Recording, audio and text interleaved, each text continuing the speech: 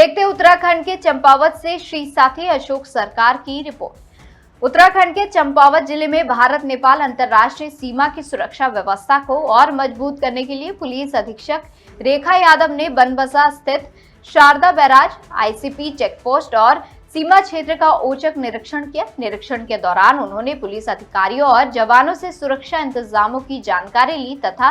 अंग तुंकों के सत्यापन, दस्तावेजों की जांच और चेकिंग व्यवस्था का जायजा लिया। एसपी रेखा यादव ने सभी पुलिस कर्मियों को 24 घंटे सतर्क रहने, संदिग्ध व्यक्तियों और गतिविधियों पर कड़ी नजर रखने और प्रत्येक अंग तुक को नियमानुसार सत्यापन सुनिश्चित करने के निर्देश दिए। उन्होंने अन्य सुरक्षा एजेंसियों के साथ बेहतर समन्वय बनाए रखने पर भी जोर दिया और कहा कि भारत नेपाल सीमा की सुरक्षा सर्वोच्च प्राथमिकता है और किसी भी तरह की लापरवाही बर्दाश्त नहीं की जाएगी। हाँ, इस दौरान इंस्पेक्शन में हमारे द्वारा एसएसबी के एसी के जो एसी असिस्टेंट कमांडेंट साहब हैं उनके साथ समन्वय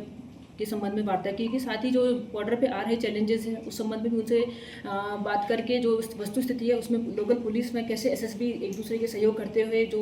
स्मगलिंग इत्यादि की जो सूचनाएं प्राप्त होती है उस पर प्रभावी कार्रवाई कर सके, इस संबंध में वार्ता की गई। साथ ही जो चेकिंग फ्रिस्किंग का मैकेनिज्म है उसको देखते हुए उसमें क्या फर्दर चेंजेस किए जाने हैं उस संबंध में विचार किए गए और दोनों ही जो पुलिस बल व एसएसबी किस प्रकार से भविष्य में समन्वय के साथ इस प्रकार के जो इलीगल एक्टिविटीज़ बॉर्डर के अलोंग होती है उस पर प्रभावी अंकुश लगा सके, इस पर सार्थक वार्ता की गई।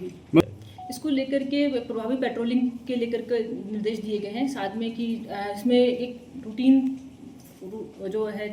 टाइमलाइन फॉलो न करते हुए रैंडम बेसिस पर जो इनपुट्स प्राप्त हो रहे हैं उसके आधार पर पेट्रोलिंग को दुरुस्त किया जाए और जैसे ऐसे स्पॉट्स है जहाँ पर निरंतर इस प्रकार की सूचनाएं प्राप्त हो रही है उसमें पेट्रोलिंग को नियमित किया जाए, इस हेतु वार्ता की। कावड़ यात्रा के दौरान जिस प्रकार की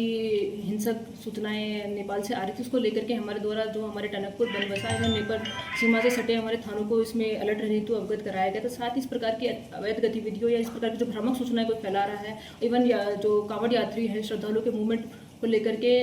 आवश्यक सतर्कता बरतने हेतु निर्देशित किया गया था।